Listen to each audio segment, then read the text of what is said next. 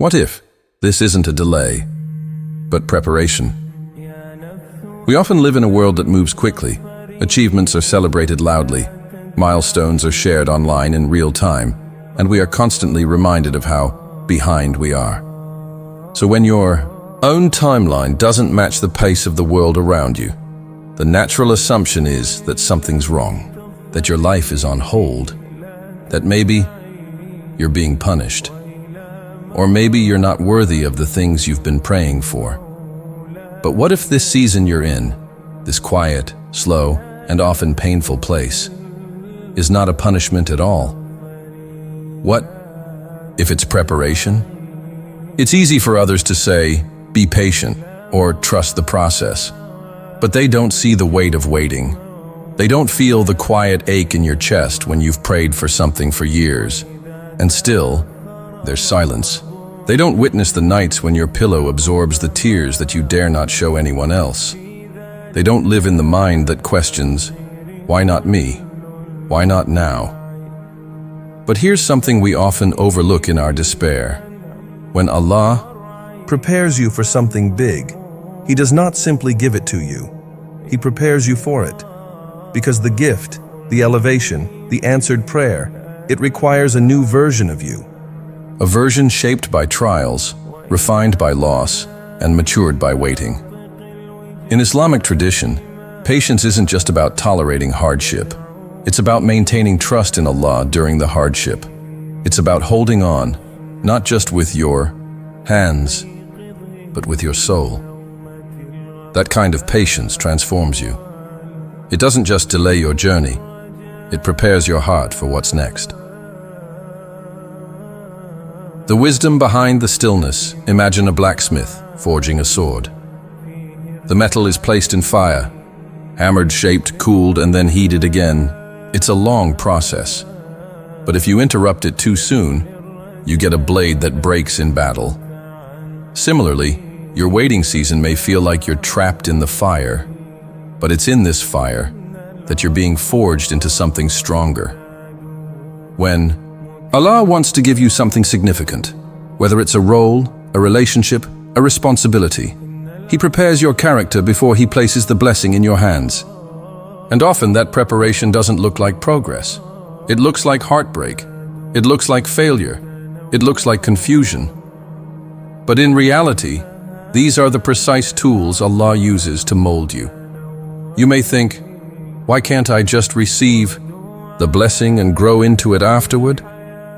But ask yourself, would a weightlifter be handed 200 pounds to lift without ever training? The muscles must be developed beforehand, otherwise the weight would crush him. Likewise, blessings without readiness can become burdens. The sacred work done in silence. Some of the most powerful transformations happen in silence. No applause, no witnesses, just you and Allah. This season may feel lonely, but it's sacred.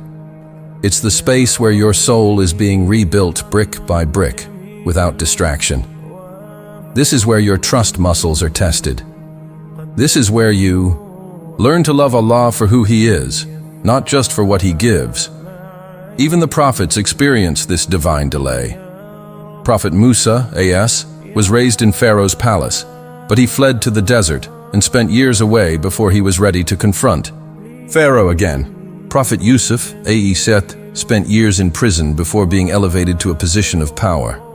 These weren't delays, they were divine appointments with destiny. There's a reason why some doors are kept closed.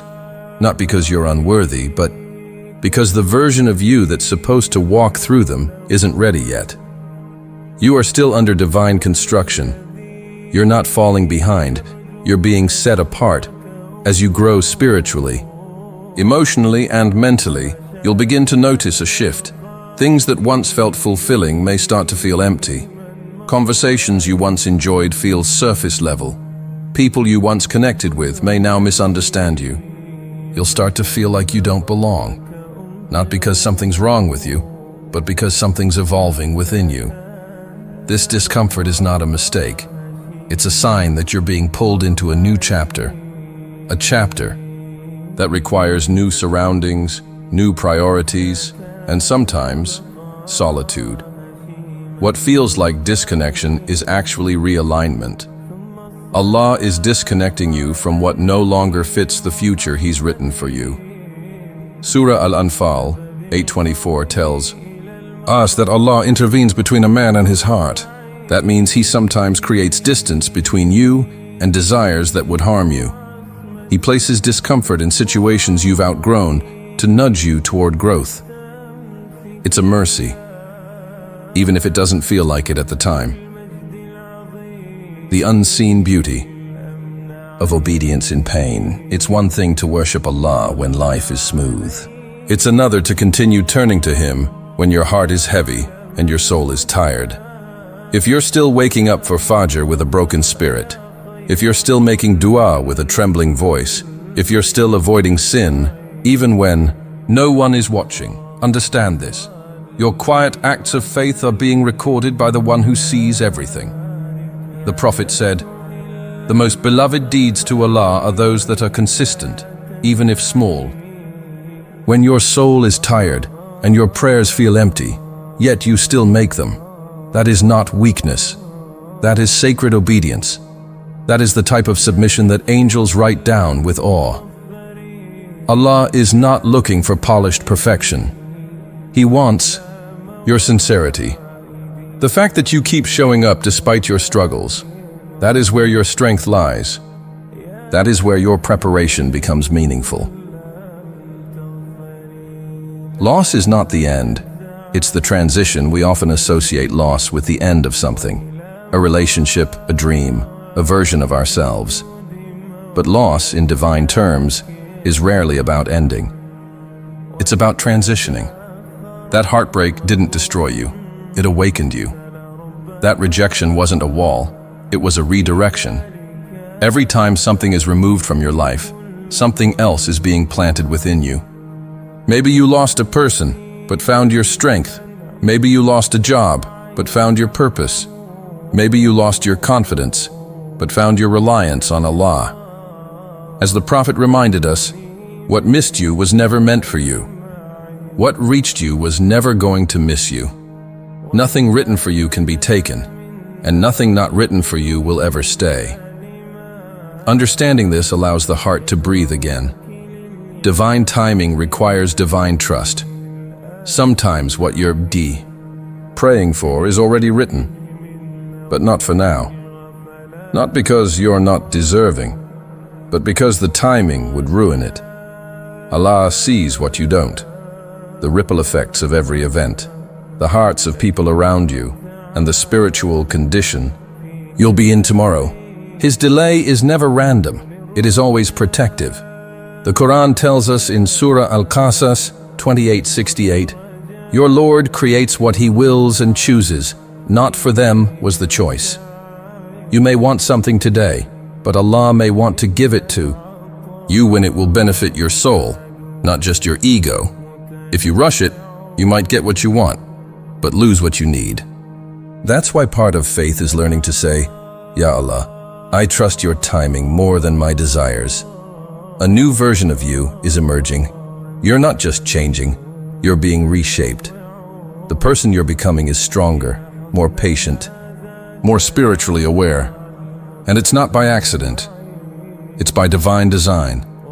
The people around you may not understand your shift. That's okay. Growth often feels like loss at first. But remember, you're not meant to carry everyone with you into your next chapter. Some were only assigned to your past.